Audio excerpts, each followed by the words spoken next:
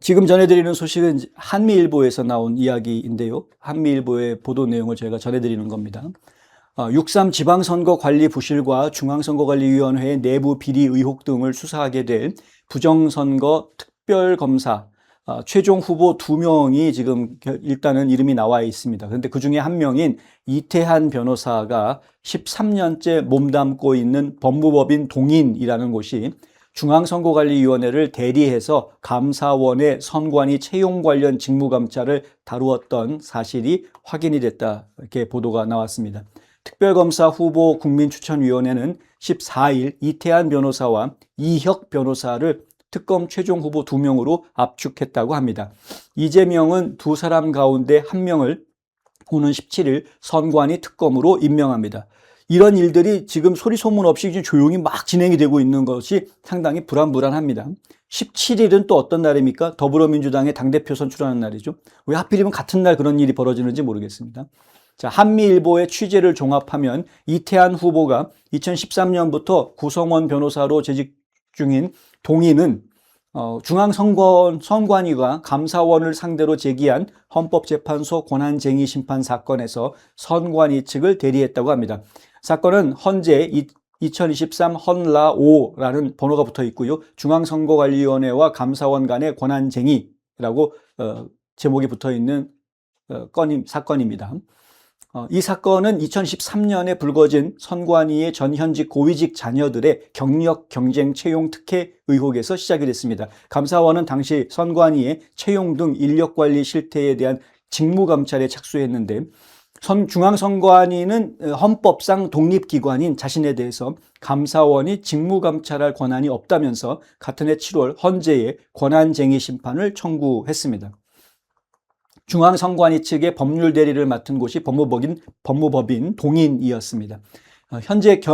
헌재의 결정문에도 중앙선관위 대리인으로 법무법인 동인이 명시되어 있습니다.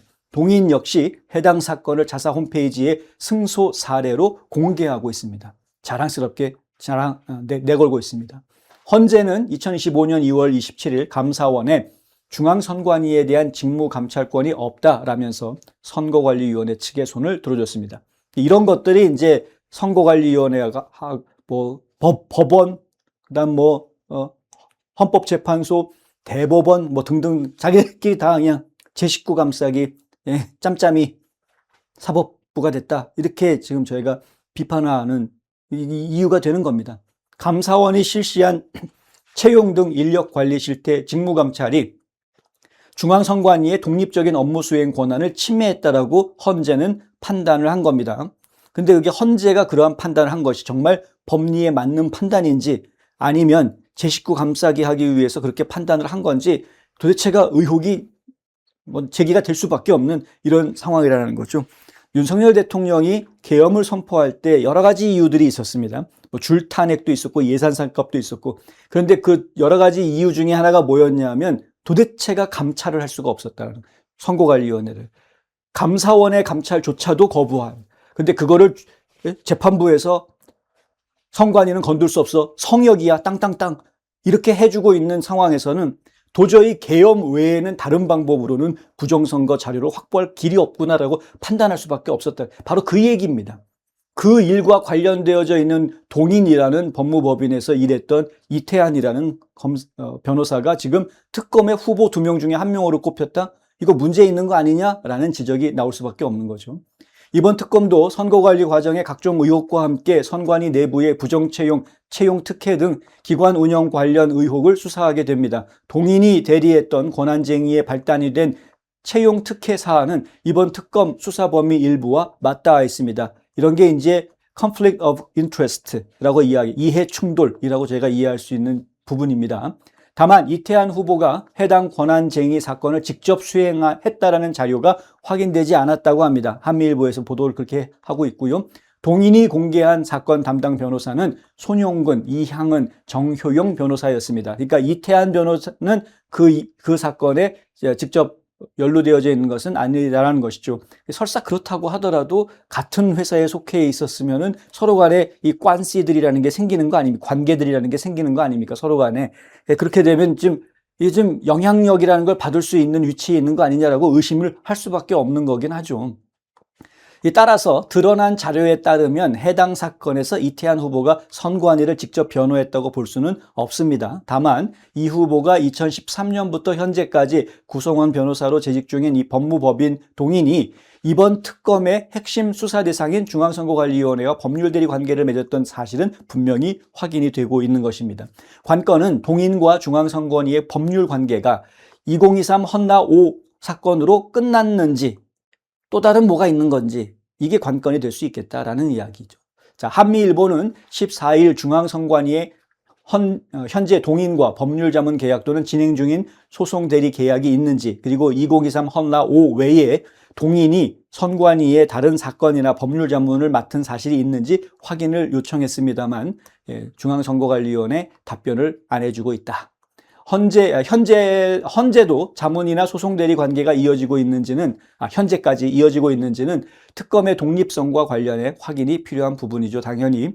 만약에 지금도 동인이라는 법무법인이 헌법재판소의 수탁을 받아서 의뢰를 받아가지고 갑과 을의 관계에 있다라고 하면, 그러면은 거기에 속해 있는 이태한 특검 후보가 특검이 되면 곤란한 겁니다. 완전히 곤란한 겁니다. 이태한 후보는 현재 대한변호사협회 부협회장이기도 합니다. 이번 특검 후보 6명 가운데 이태한, 이혁, 이금규 변호사를 추천한 곳이 대한변협이고요. 최종 후보로 압축된 이태한, 이혁 두 사람 모두 대한변협 추천 인사들입니다.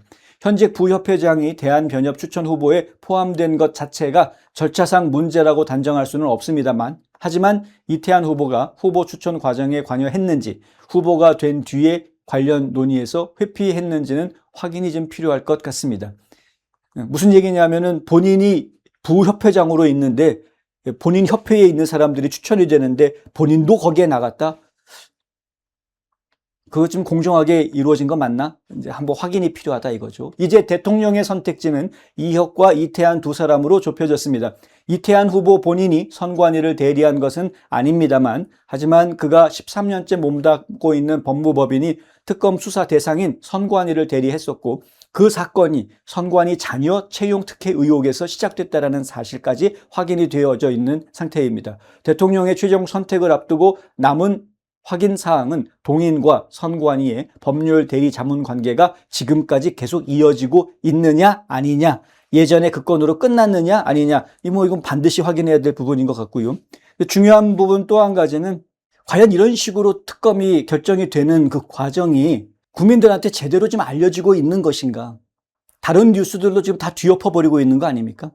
오늘도 이제 뭐 대통령 중임제, 연임제 막 이런 거로 뉴스들이 그거로 다 도배가 됐지, 지금 특검 후보가 2명으로 압축이 됐다, 이 2명의 인맥은 이러하다, 이런 보도들이 제대로 나왔습니까? 국민 여러분들이 그걸 제대로 알고 있는 건가요, 지금 상황이? 이런 것들이 저희는 우려스럽다라는 이야기입니다.